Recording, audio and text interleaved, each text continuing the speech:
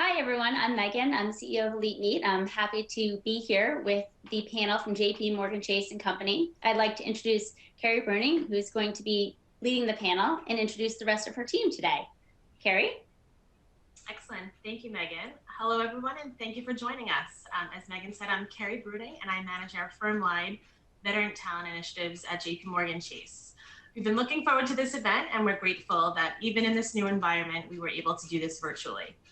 Before we begin our panel introductions, I did want to share a quick overview of JP Morgan's work in the veteran community. One thing that on this panel we are all very proud of. Our Office of Military and Veteran Affairs was established in 2011, and as a firm, we've been committed to hiring, training, and developing veteran talent. As a firm, we also support veteran-owned businesses by enabling access to capital and our financial services. And lastly, we support veterans in our community through a lot of philanthropic events.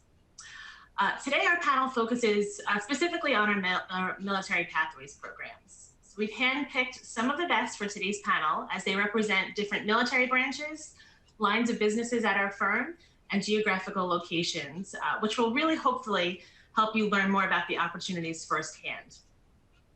A little bit about our programs.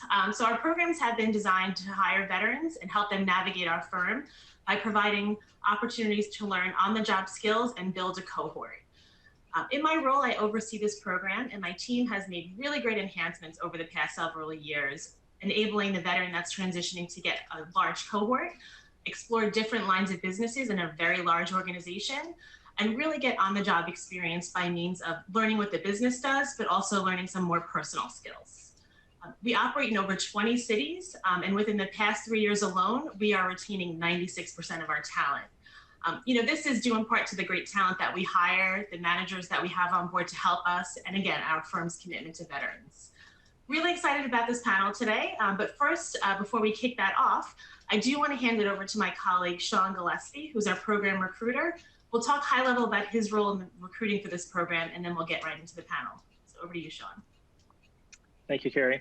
Hello, everyone. My name is Sean Gillespie. I appreciate you guys taking the time out of your day to share or to learn from us about the Military Pathways programs.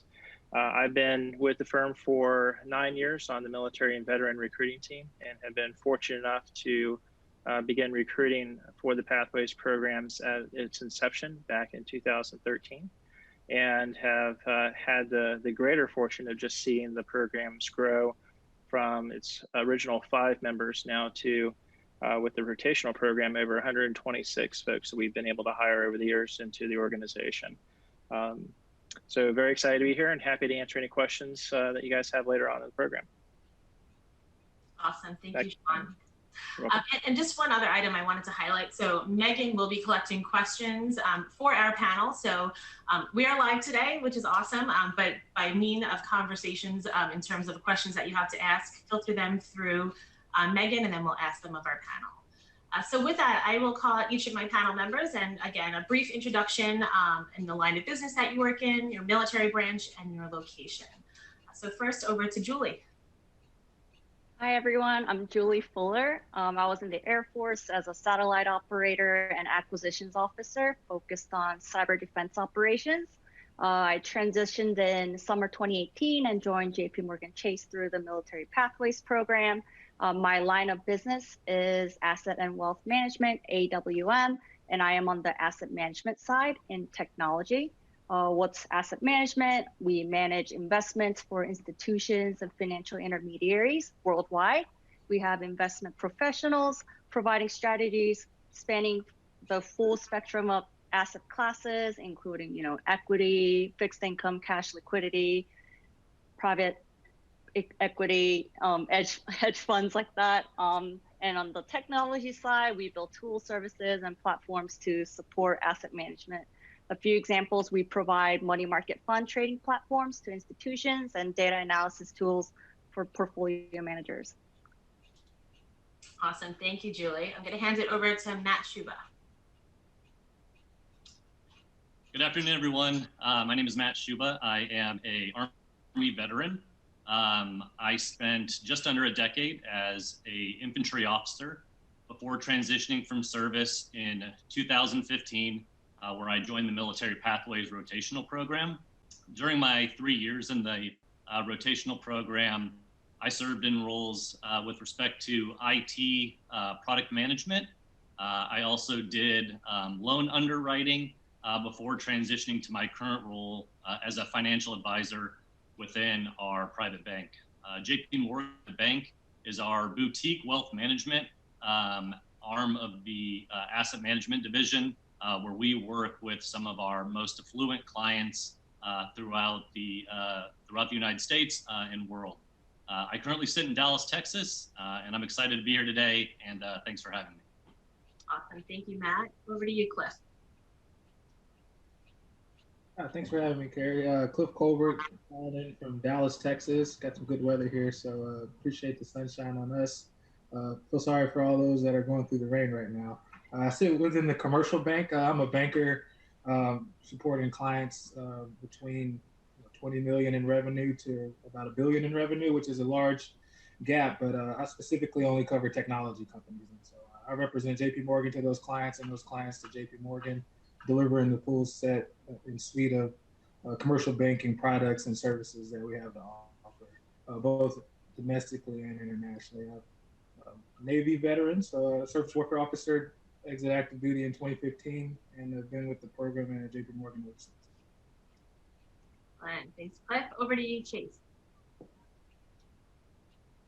Hey everyone, Chase Rowe. I'm down in Houston. Also an Army vet. I did about 10 years as a Apache helicopter pilot. Got out in 2016 and went to business school for 2 years and then joined JPMorgan in 2018. And I did my first rotation down here in Houston in the oil and gas credit role. And then my second role in our leveraged finance group, which is part of the investment bank, and recently placed out, and that's what I'm doing full time. So work in the natural resources group, primary focus on oil and gas, and we do mainly origination of high yield debt, bonds and loans for oil and gas companies when they have the need to do a capital raise. And other than that, happy to be part of this and looking forward to it. Thanks. Great, and last but not least, over to you, Joe.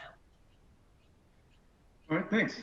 First off, go Navy, right? Go Navy, beat Army. So I'm probably one of the older gentlemen in the program. So I actually retired out of the Navy back in 2018. So was fortunate enough to, I know I've talked to a lot of you, and I was in that virtual booth earlier, so some of you might have heard this before, but spent my majority of my career in special operations. So I was a Navy diver first, and then spent most of my time as on Navy EOD bomb squad. So through that, when I transitioned into the firm, I got hired in June 2018, and it was right when there was a really evolution of the program. We kind of went from 3 years of the rotation down to 2 years, and I spent my first rotation in Leadership Edge. So as a faculty member, kind of traveled around a lot and had a great experience getting to teach and facilitate management and leadership programs all around the country. So that was super cool. I stayed in the talent development space during my second rotation, and then I moved in and I got permanently hired in about 6 months ago into CCB. So it's Community and Consumer Banking line of business. So it's kind of, you could call it really the meat and potatoes, kind of the heart and soul of the firm. About out of the 4 lines of business, it's about 50% of the revenue is generated from our CCB line of business. And it's also where, as you heard from Matt and Chase and probably Cliff as well, but more client-facing, revenue-generating roles, whereas a lot of the meat and potatoes of the firm, how things get done through the operations side of the house. So when I got hired in, I work under the performance consulting division for the firm. So really going into lines of business, specifically into CCB lines of business and different functions within that, and look to improve their processes. So it's called process engineering, going and trying to help improve processes to, at the end of the day, generate more revenue, right? That's what we're all here to do. So increase the value for our shareholders. So that's a little bit about me. I'm down in Tampa, Florida. So back to Carrie. Perfect. Yes. Well, thank you. So I'm going to kick us right off. And again, we've got some pre-planned questions based on a lot of the questions that we get as a firm in our veteran programs. But definitely think of some questions to ask our panel, as we've got a great group representing a lot of different work that we do at the firm.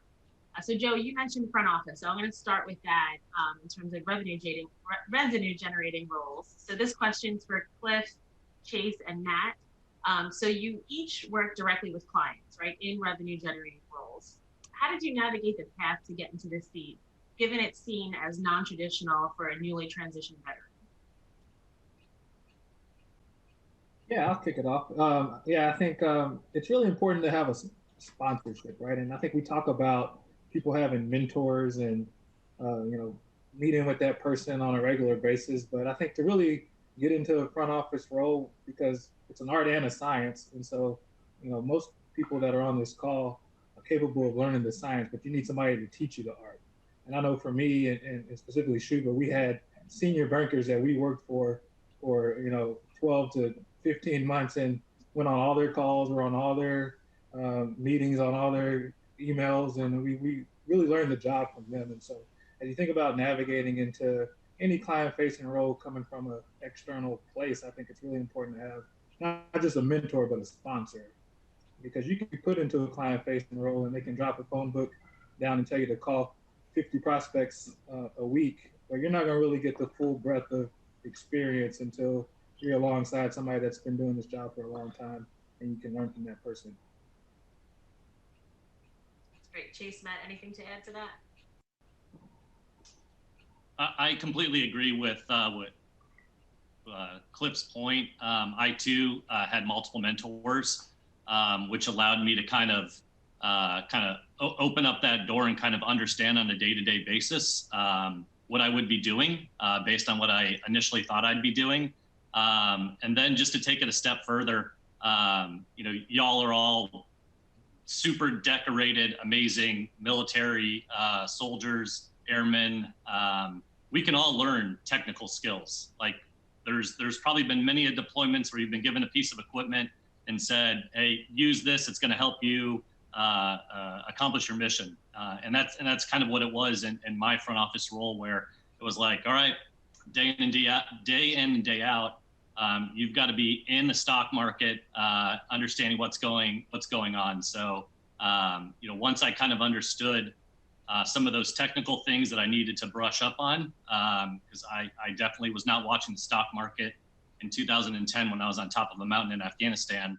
I put together a business plan and proposed it to my manager and said, this is kind of my 3-year runway and where I see myself as a private banker.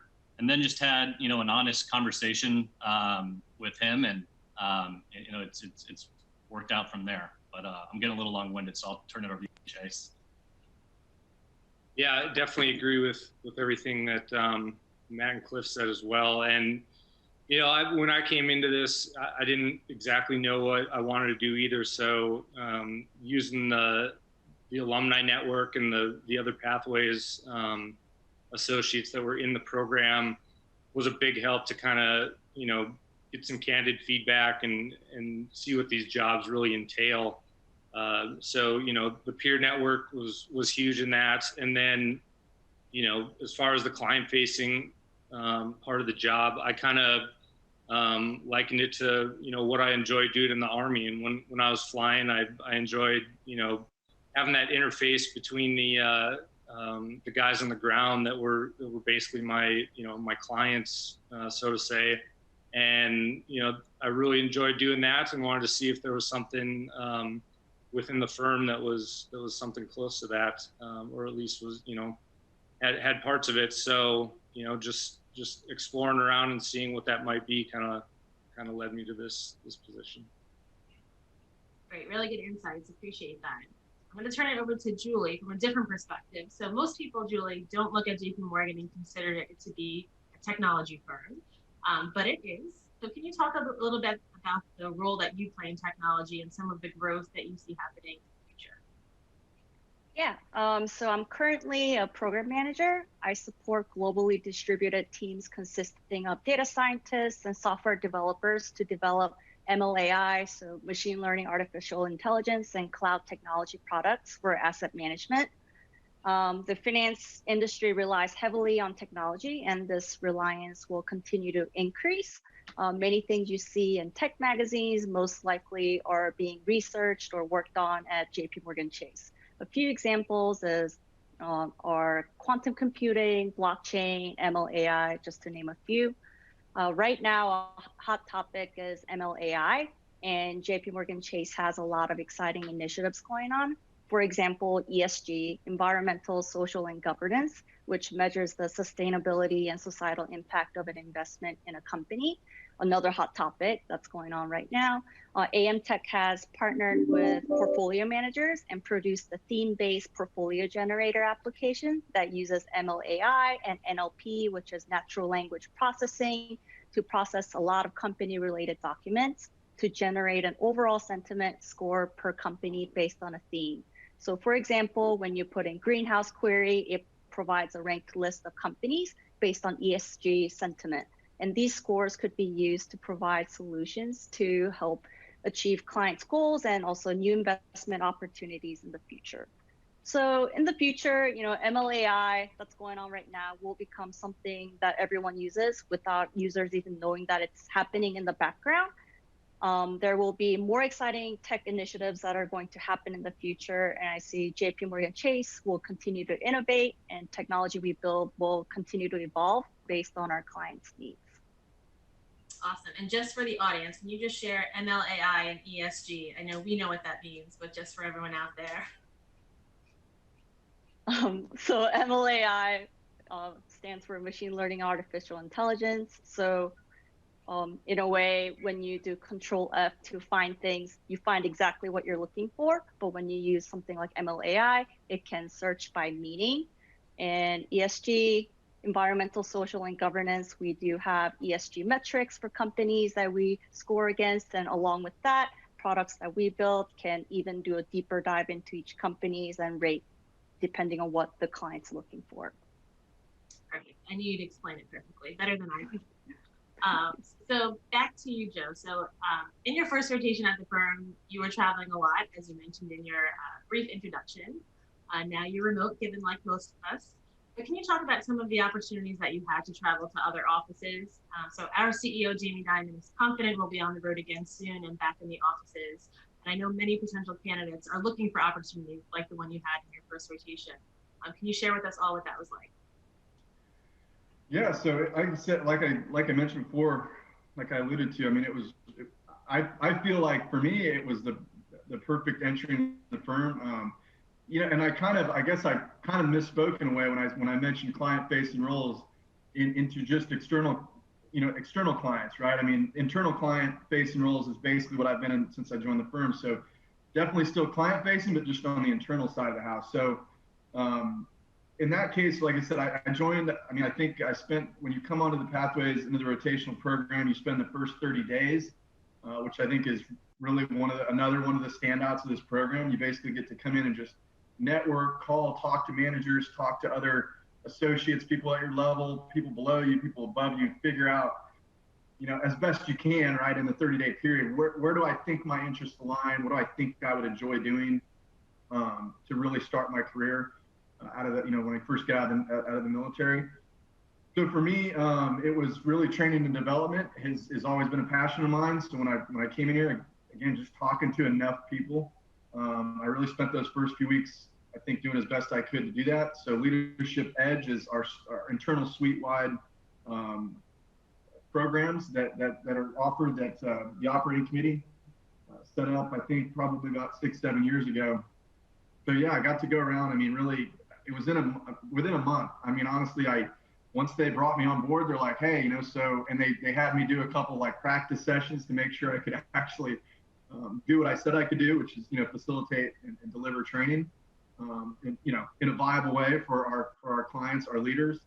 Once they figured out, okay, this guy can do the job, he can do what we need to do. It was like, hey, Joe, you're going to New York next week. Like, go online, figure out your travel, stay where you want to stay. And so it was great. I mean, I literally traveled everywhere around the country. I mean, New York, San Francisco, Texas, Delaware, the Midwest. I mean, everywhere you think of, I really went where there was a presence for the firm. So for me, like I said, outstanding. I just got to learn a lot about the firm holistically in a really short amount of time. So I think I feel like it set me up for success, for the long haul. So as far as, where we go in the future, I mean, I work right now under performance consulting. So similar to other, company consultancy companies which you probably have heard of or have some knowledge of, but there's a lot of travel involved with consultancy. So honestly, before this COVID stuff hit, I mean, it was probably looking at 50 to 60% travel in the current job I'm at. But as far as we'll obviously get back to travel. There's no doubt. Even where we're at, we've already had discussions about when we can go back into businesses and start traveling. But at the same time, I mean, I think just like everywhere else, I mean, we will look at ways that we can virtualize things, right? I mean, if the firm can save money and we can still be impactful, then we're going to do it, just like every other company in the world is going to do. So now, like I deliver a lot of stuff virtually to our internal clients, a lot of virtual training sessions, really what I do, my day-to-day or my week-to-week.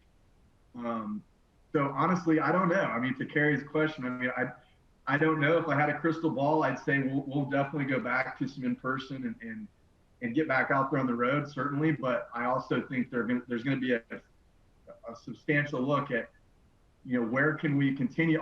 We spent almost a year now, like making ourselves virtual and effective in a virtual environment. So if we can continue doing that and we're effective or almost as effective, I can see there being a shift to that as well. So I don't know if that answers the question, Carrie. That was great, and definitely segue into this new year that we're in. So Chase, I'm going to ask you, since you're our latest placement, we've talked a lot about rotations on this call. So just to share with everyone, you are enabled to have 2 rotations within this program in different opportunities. But Chase, you recently just placed after 2 rotations. Can you share a little bit about what that process was like? And did the rotations help set you up for success where you are today? Sure.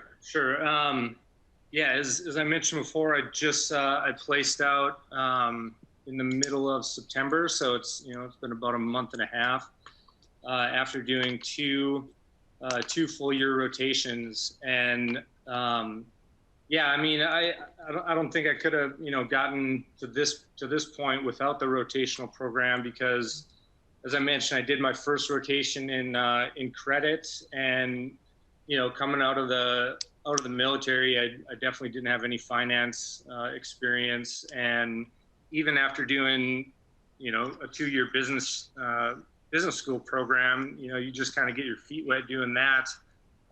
So really taking that first rotation to go in and kind of learn a lot of the, the meat and potatoes of finance, which credit is kind of the underlying entity for everything else that you're going to do.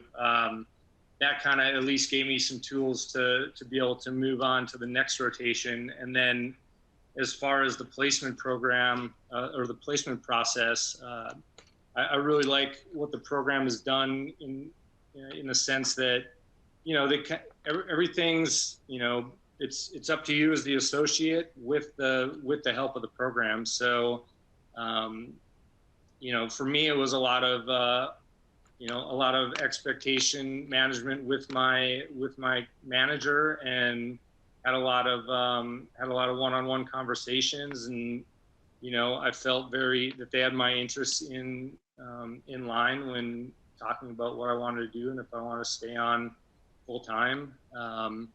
So I had several conversations with my manager before we actually moved to the point of talking about going full time. And he genuinely wanted to make sure that this is where I wanted to be, and that I knew it wasn't, what the job entailed.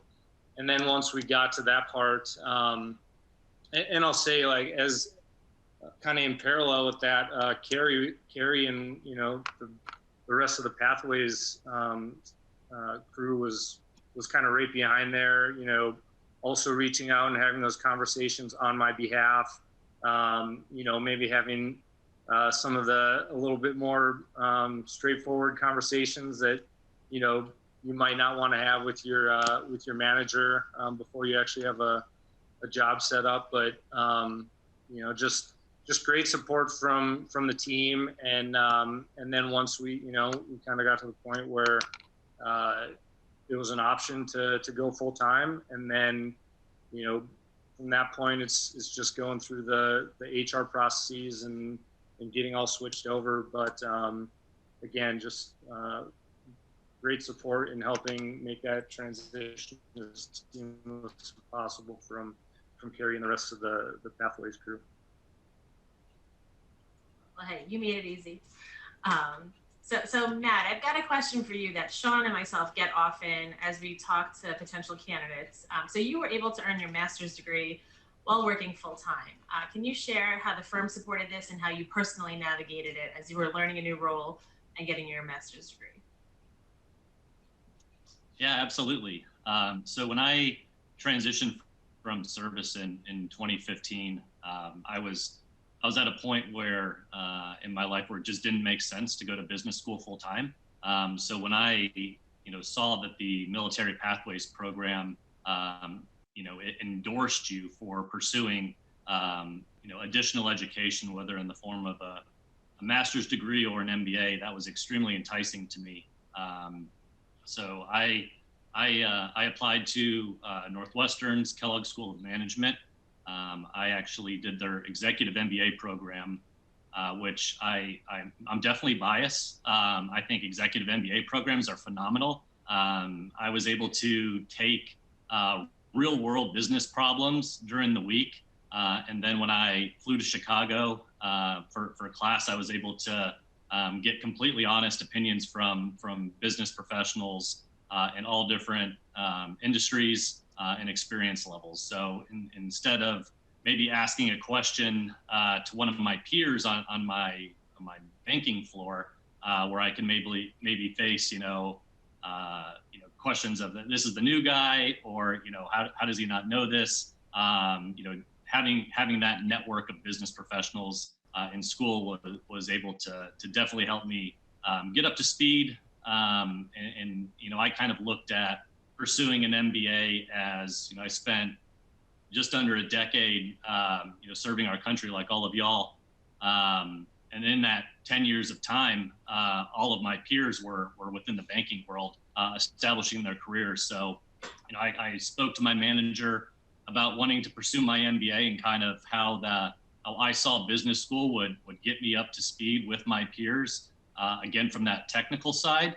And then, I kind of mentioned it earlier, but again, I rolled out a business plan to him and said, the things that I was learning in business school, that I would, join our team meetings and share examples of other things that are going on in different industries that can be helpful to how we're interacting with clients in building business for the firm. It's a challenge, but JPMorgan was extremely supportive in that. Again, just conversations with my manager, and it also helped out Carrie that the firm kind of gave me a little bit of money for school too. So. Absolutely. And a great answer and very helpful. Again, that's definitely a question that we get often with transitioning veterans. Do the MBA first, come here and do it. So we'll talk a little bit about that after. But I wanted to ask Cliff a question. As the longest person here on this panel, and definitely and one of our original hires, can you talk about, as new hires enter the firm and navigate this firm, can you just address humility and the importance of that as people transition into new roles, maybe from a personal perspective, or the advice that you share with new hires coming into the space? Yeah, absolutely. Yeah, I think, to Sean's point, the program's been going on since 2013. And so you're, in a lot of ways, when you're joining the program, you're a part of the people that have come before you, and also a part of the people that are coming after you. And not that your career is intimately tied with mine or somebody that's going to start in 2025, but you should take that into consideration as you're networking around the firm. And you go down to Houston and you talk to the Lev Finn guys, they're going to ask Chase, what does he think about you? And for you not to talk to Chase and give him that courtesy really takes away an opportunity to allow him to vouch for you. So that's kind of one of the examples of making sure that you're being a team player as you're kind of navigating your own interests. And then kind of the other crucial point, kind of going back to my sponsorship comment, is you can't push a rope. So it's by far more important to be somewhere where somebody wants you to be inside the firm. There's 250,000 employees, and not to say that you can navigate to be a TMT coverage banker in the investment bank, or be on the venture capital coverage group in the commercial bank. I'm not saying don't shoot for those lofty goals, but you also want to be somewhere where they want you to be there, because they'll build those resources around you and make sure you're successful.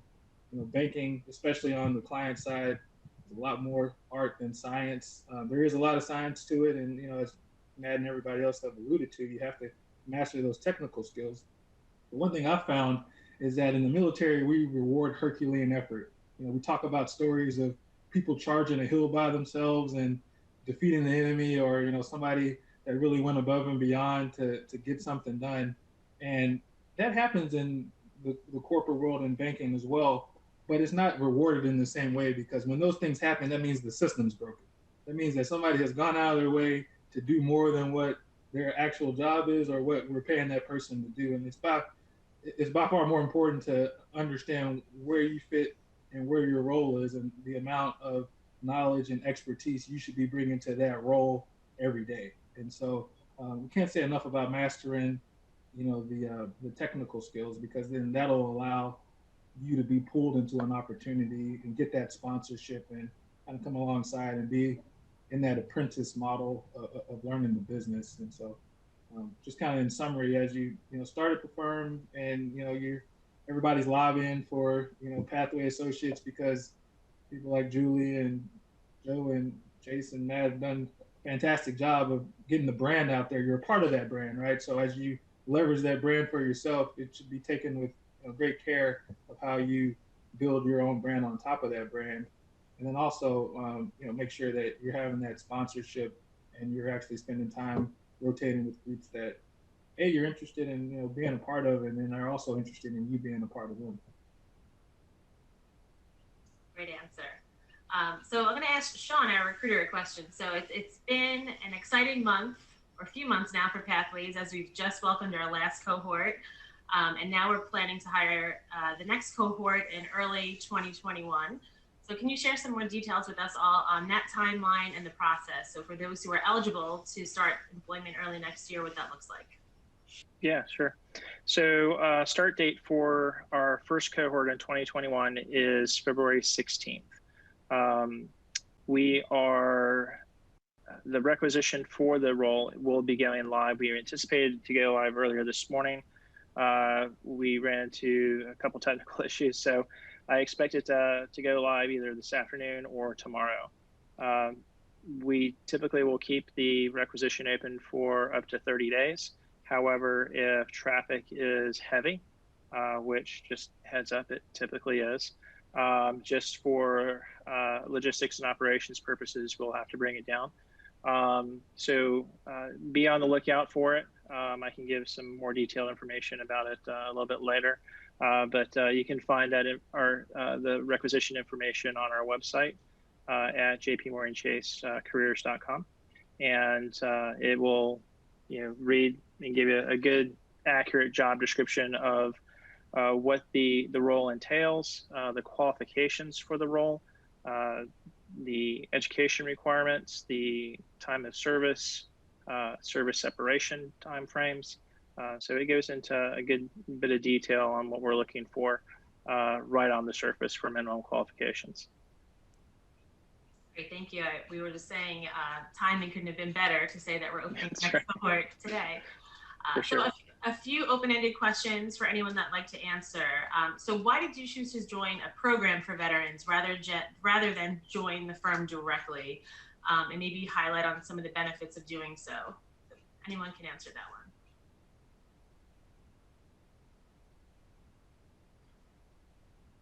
one. I can jump in. So for me, I tell this all the time, Sean, I'll throw Sean a bone here. I mean, really, it was due, no kidding, to Sean's effort with me. I mean, I think at the time he was a little less strapped with, I don't think the program was as well known as it was, as it is now. So maybe he just had some more free time and had to meet the quota. But but Sean, it was really through Sean working with me, really just taking the time to explain the program, explain really what it meant. Because at first, honestly, I was pretty shut off to the idea, right? I was like, I disarmed bombs for a bunch of years. I don't have an MBA, right? I just didn't feel like I could, like this would be the spot for me. I mean, honestly, I heard it a couple times, and I was, I think if I recall, I was pretty honest with Sean about that in our first couple calls. I was like, yeah, I'm not a numbers guy. I don't know anything about banks. And he really did a good job explaining what it was all about. And then in turn, he actually sent my resume on to another person that was involved in the program, who came from a similar background in a similar location I was at. And he was able to really call me at his level and talk to me as well. So I think just those conversations I had with Sean and candidates that were people that were in the program really kind of put me at ease and really made me actually open my eyes, like, wow, this is really a lot better than I could have even thought it would be. So yeah, and then it was just a matter of taking a chance, right? Taking a shot at and seeing what happened. Go through the interviews. I mean, you can always look somewhere else. Something else better comes along. I mean, you're a big boy, big girl. You can always change your mind or do something else, right? It's not like you're married to this. So, and that's the way I looked at it. Like, hey, I don't know what I don't know, and this seems like a great opportunity. I know enough to know just, being able to just do some light reading to know JPMorgan Chase is an incredible organization that's been around for, a long, long time, right? So I knew a little bit once I started digging on the history of the company and just where they stood and the things they could offer and just their, I think really their that ability for them to reach out to veterans and really want veterans to be a part of the firm is what made me want to kind of personally, enter the rotational program, just not knowing what I didn't know. To add from any of the other panelists?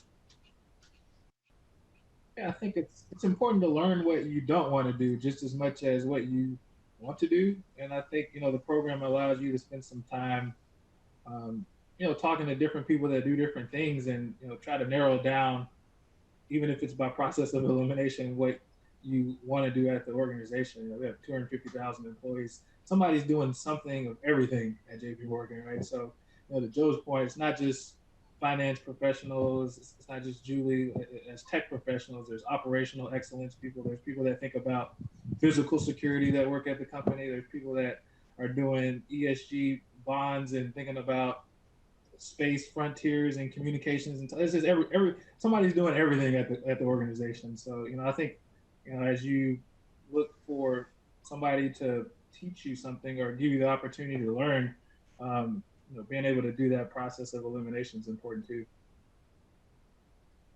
Hey, Carrie. One other thing that I would just note is just the amount of resources internally to the firm, from our business resource groups that support veterans to our Pathfinder mentorship program was extremely helpful. A lot of those programs and organizations are not just specific to veterans. It's people that love and want to support veterans. So I found that extremely helpful in finding some very senior people within the firm that had been there a while to kind of help me navigate where I wanted to go and what my aspirations were and interests. That's a great point. Yeah, as a firm, we have a lot of business resource groups, geared towards veterans, working parents, geographic ones, millennial BRGs, and you're able to be a part of all of that so that you can build your community from day one. So one final question before we open it up to the audience, and this is more of a broad question, but a lot of our participants today are in that key transition period where they know they're separating from the military. Maybe it's next month, maybe it's next year, but put yourself back in that position. Anything you wish you would have done different, or is there anything you're glad you did that you want to share with the audience today? Sure, I'll start out. Yeah, just going back, like I said, I transitioned in 2016, and as I kind of spoke about my path, you probably noticed the theme was I didn't really know what I wanted to do. So, for me, kind of use business school and doing the full-time program is that 2 years, to gain some knowledge about all the different industries that were out there and what, where I potentially fit. That was kind of my thinking, and that worked for me. The decision to do that is pretty, it's a personal decision, and it's not the right decision for everyone. Executive programs may be a better choice, like Matt talked about, or you may know exactly what you want to do, and you can go straight into it and get there. That's kind of the it works best for you, but just explore what's out there as far as benefits that you're entitled to as a veteran.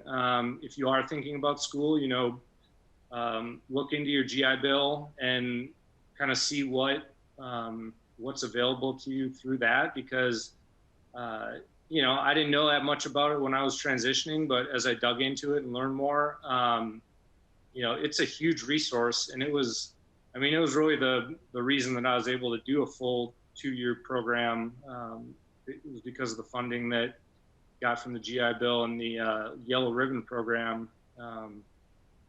Otherwise, I don't know if that would have been my choice, but with those great benefits out there, make sure you understand them. And I know most of the services have like a little overview class that probably won't answer all your questions. So go and do some research by yourself, and then just kind of start narrowing in on those targets, like where you want to end up full time, because that's going to probably drive what industries you may look at, or do some research into specific job roles. Just talk to as many people as you can. But that's a little bit of how I approached it when I got out. But it's definitely different for everyone. But just kind of know what's available to you.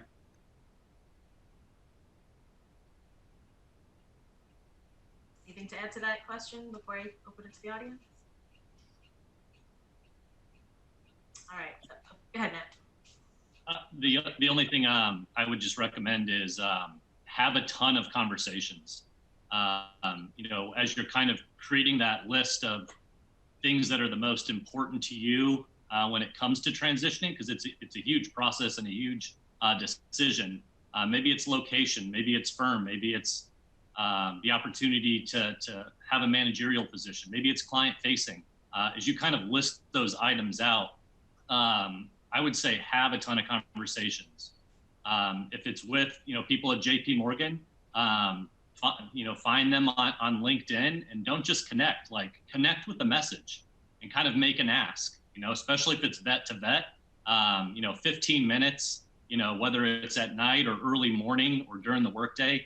I think I could speak for most vets on this panel. We'll take your call. We're happy to pay it forward. There were people that helped take care of me as I was transitioning, and I think all of us on this panel would love to do the same and pay it forward to all of y'all that are considering it. Excellent, thank you. So we've had a few questions that have come through, so I will do my best translating them, but there are a few for you, Sean. So I'm gonna put it in one question and then answer it how you wish. So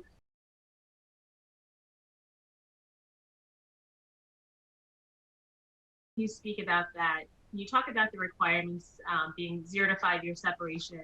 Is there flexibility? And if not, why do we have that? Very good. So the difference between the two, so there's the rotational program and there's the direct hire program. The direct hire program is an evolution out of what we used to call the Military Pathways internship program, where we bring folks in for a limited amount of time. If I remember correctly, it was roughly around 12 weeks, and allow them to work themselves into a job. Similar to being an intern coming out of college and going into a specific line of business. One in particular, the investment bank, that's their primary pipeline, is bringing in interns.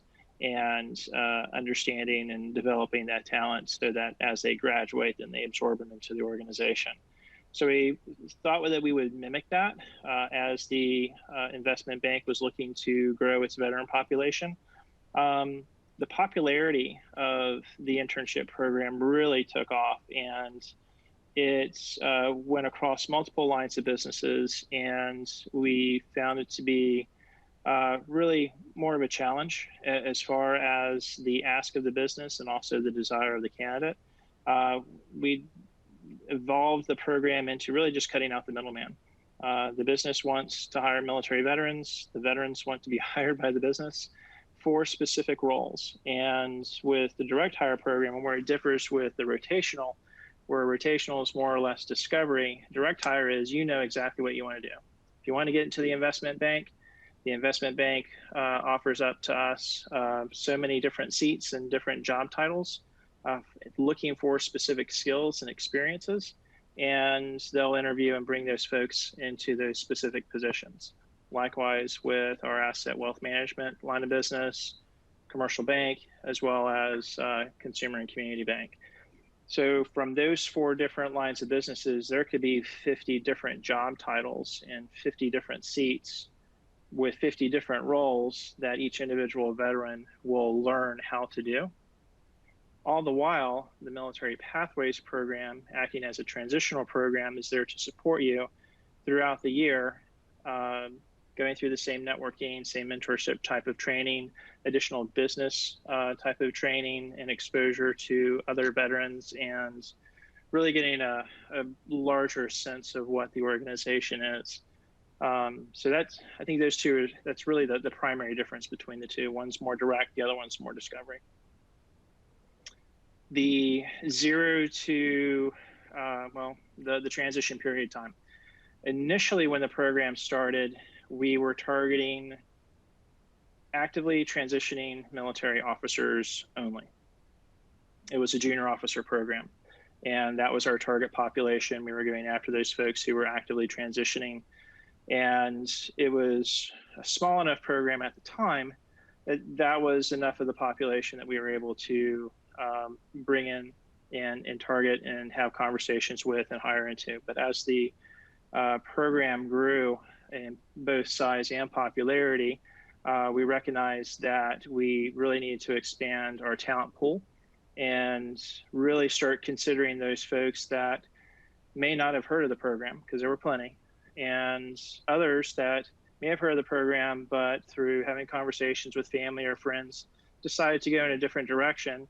And then after a year or two, realized, wow, I really don't want to be in manufacturing, or I really don't want to be in nuclear power, or whatever the reason is. So we really started thinking about why we were targeting specific populations as opposed to others, and made the determination that, well, they're not a bad candidate because they made a decision to go into a different direction.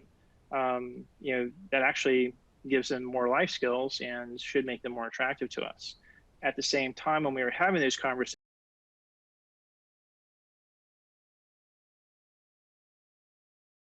officers, and considering their skills and their background and their expertise, and having conversations with those that were in the program already, 9 times out of 10, you talk with one of those former junior officers, and they'll come out and tell you straight up, we had some enlisted folks that were smarter, more intelligent, and just better planners and strategic thinkers than I am.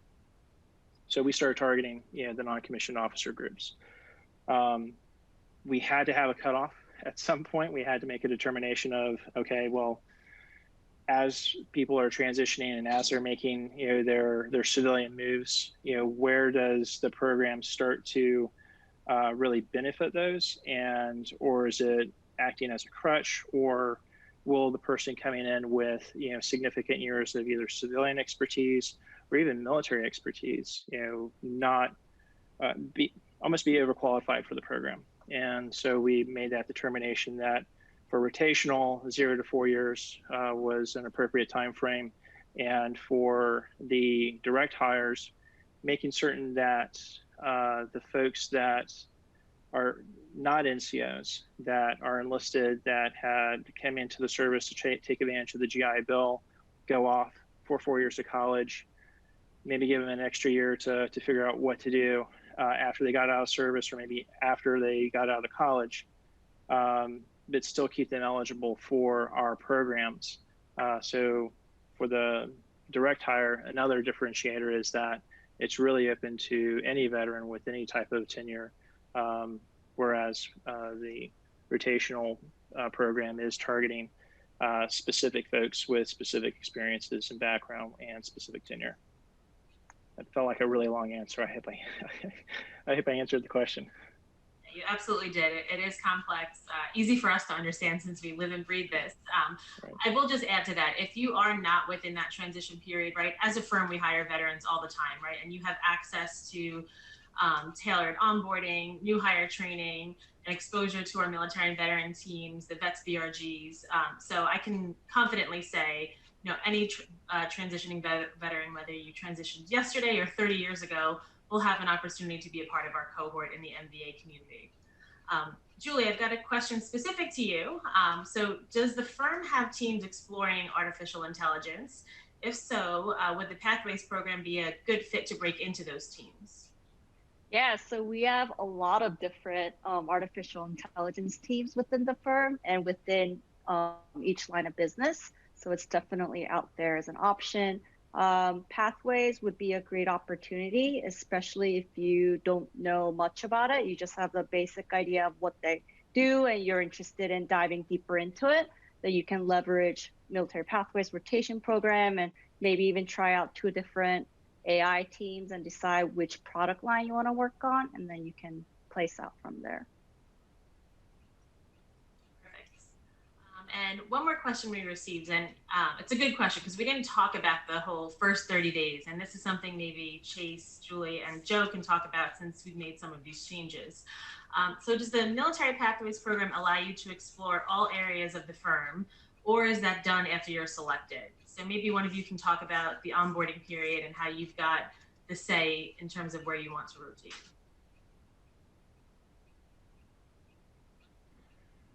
I can kick it off. I think that's one of the biggest value adds of the rotational program. And from my understanding, before it happened right around the time I came on about 2 years ago. And before that, they weren't doing that. And from my understanding, talking to alumni that have been around longer than me, that that was an issue. And again, I think it speaks to the agility of the program to be able to adapt and evolve, kind of even quick, more quickly than you'd expect for a firm this size. The program really does adapt and really takes our inputs and makes changes. So that was really seen as kind of a hiccup. Whereas when they didn't have that 30-day onboarding opportunity for us, you'd essentially come on and just be like, well, hey, here's so-and-so, go make it happen, right? And it's like, well, man, I don't think that's really for me.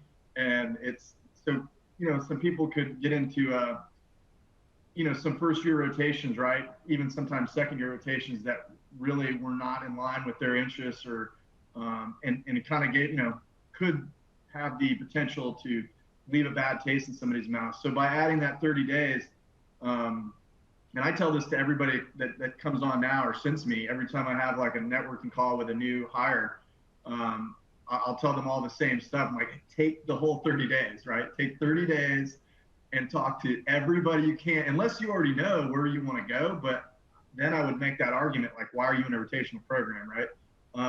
If you're coming on here and you're really wanting to explore different opportunities and really, the sky's the limit. I mean, like Julie's talking about AI. I mean, Matt, what he does in the private bank, I mean, all of us do completely different things, right? So, I mean, giving yourself that opportunity for that 30 days is critical. I mean, I took all 30 days, even though like 2 weeks in, I kind of knew what I was going to do. I took the full 30 days, and I kept talking to people and just made sure that first rotation.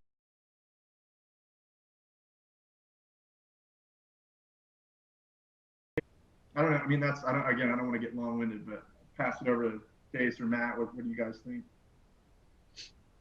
Yeah, I'll just add on. I think the way the program does it is kind of it's a really good balance of you know, you're kind of out there, you know, it's kind of an entrepreneurial experience because you go out there and, you know, you're setting up the meetings for the most part, or, you know, you're making connections with people who help you set up meetings, but, you know, no one's going to kind of force you into one area or another, or, you know, try to steer you. But at the same time, if you get to a place where you feel like you're kind of, you know, spinning your wheels or you're stuck, there's plenty of support from the program leadership, and then, like I said before, the current associates and alumni.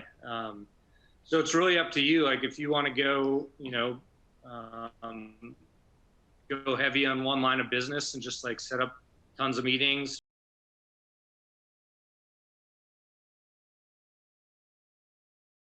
Specific, you can do that as well.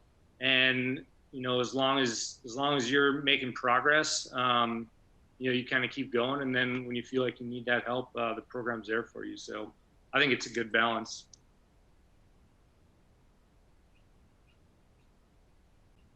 I think it's an important grace period too, because one thing this program does is identifies you as talent, right? So as you're meeting people around the firm, they're going to want you to join their group. And what Joe was kind of alluding to is, you know, you got to make sure you're getting out of it what you need to get out of it, because they're going to get out of it what they want to get out of it as well, because you are talent, you have a world of experiences, you're above and beyond your peers, and they're going to be excited to have you. And so, yeah, take that 30-day period to make sure it's the right place for you, because it's important, because you are talent, you're not just a body.